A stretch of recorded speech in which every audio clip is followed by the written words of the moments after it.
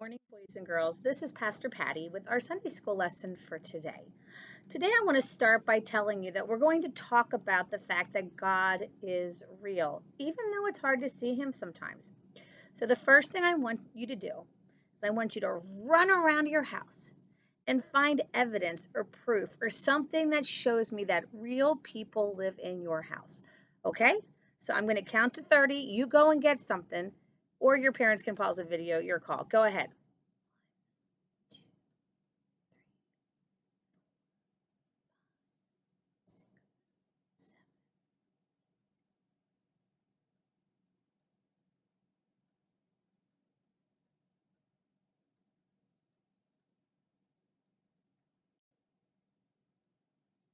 10 more seconds.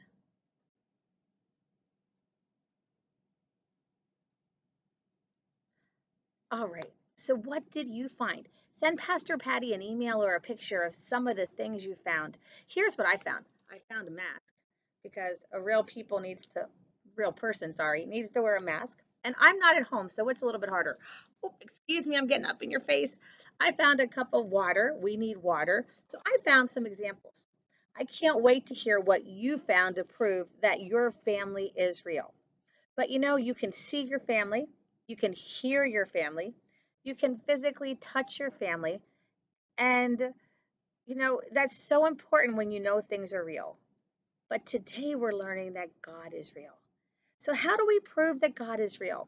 Well, today I'm going to share a story with you about a guy from the Old Testament named Moses. And he had a story to share with us about the fact that God is real. So, one way that we know our family members are real is we can hear them. Sometimes some family members are louder than others, right? And we'll see that Moses heard with his own ears from God. And it all started when Moses was out and saw a bush that was on fire, but it wasn't really burning up.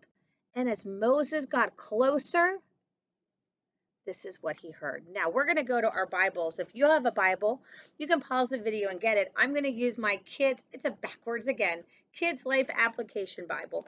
And I'm going to look up Exodus, and that's in the very beginning. It's the second book of the Bible. There it is.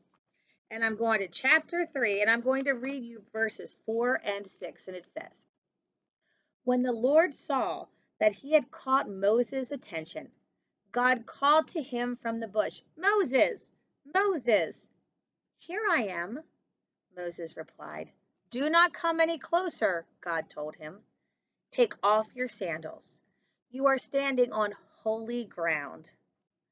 Then he said, I am the God of your ancestors. Ancestors means people from your family, people from your past who are a whole lot older than you. The God of Abraham, the God of Isaac, and the God of Jacob. When Moses heard this, he hid his face in his hands because he was afraid to look at God. So, how does this show us that God is real? You can pause and answer that if you want. Because not only did Moses hear God say his name, but God also said, I am God. But Moses listened, and God went on to say even more.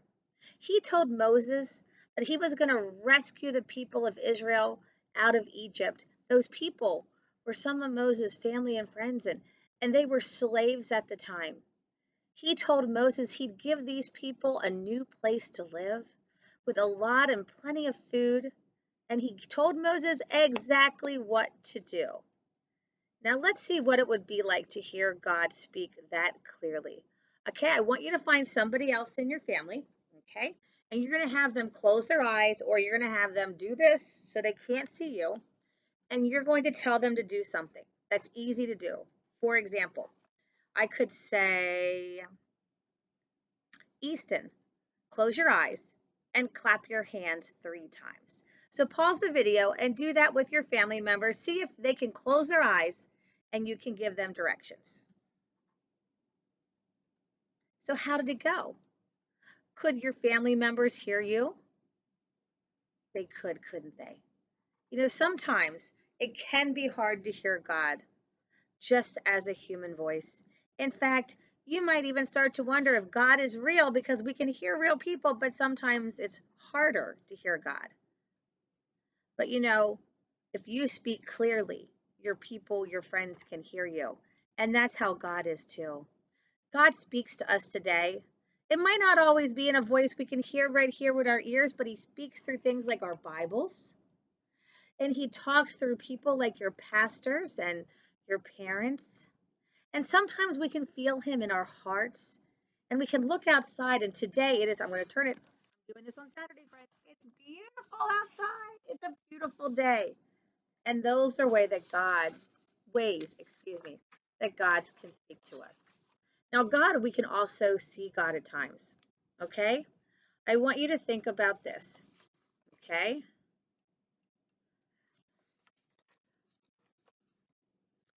Sometimes we cannot just see God and hear God, but we can touch.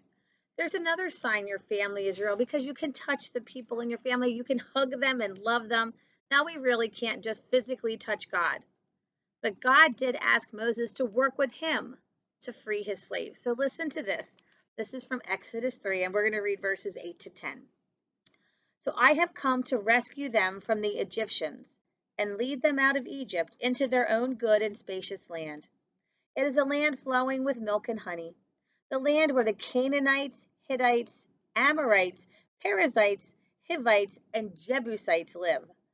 The cries of the people of Israel have reached me, and I have seen how the Egyptians have oppressed them with heavy tasks. Now go, for I am sending you to Pharaoh. You will lead my people, the Israelites, out of Egypt. So here's the thing. Moses really didn't want to do that. It seemed really, really hard, but God had decided Moses was going to be his leader. Moses didn't physically get to touch God, but he did get to work with God, and that's almost the same thing. Let's see how well you work with a partner. I want you to get somebody at your house and ask them to close their eyes again, and I want you to take their hand and walk them around so you can see how you can do that safely. Go ahead and pause the video and try it. So what was it like? Was it hard? Is it something you could do with God? Because though you can't see him, you can still hear and feel his touch, because God is real.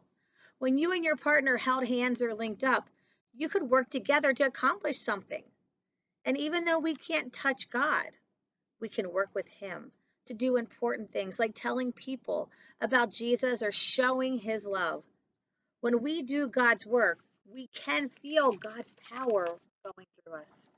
Now, the last thing we can do is we can see God. So a third sign your partner is real is that you can see him. You can look at your mom and your dad or your brother or your sister, your cat or your dog. I'm looking around the room, but I don't know. I really just don't see God hanging out. But let's look for some visual things we can see, evidence of God in Moses' story. Okay? In Exodus 3, at the very beginning, I'm going to turn back to it. It said, suddenly the angel of the Lord appeared to him as a blazing fire in a bush. That's something you can see. Go ahead and stop your video and draw me a picture of the burning bush, or make me a 3D burning bush. You could even do it later on this week or today, but send me a picture of video, okay? Also, later in Moses' story, in verse 4, he goes and it says, Lord, they won't believe me. And the Lord said to Moses, what do you have in your hand? And Moses answered, a shepherd's staff. That's like a stick, okay? Throw it on the ground, the Lord said. So Moses threw it on the ground, and it turned into a snake. Pick up a pencil. Let me see what I have. Oh, I've got a pen here. And hold it and shake it like a snake might move. God is real. Moses may not have seen God himself except in this story, but he saw signs that God is real. I think we see signs all around us too that God is real. They're called God sightings. And it's important for us to keep our eyes open and watch for those God sightings. I want you to think about a time that you've seen God's beauty or something that God has put in front of you. Okay? That's my challenge for you. All right? I want you to repeat after me. I am, and then I want you to say your name. I am Pastor Patty. God is amazing. We can pay attention to how God is real when we listen, when we work with Him, and we look for Him. Okay, guys, I'm going to wrap this section up and you can stop or go on. I hope to hear from you soon. God bless. Bye-bye.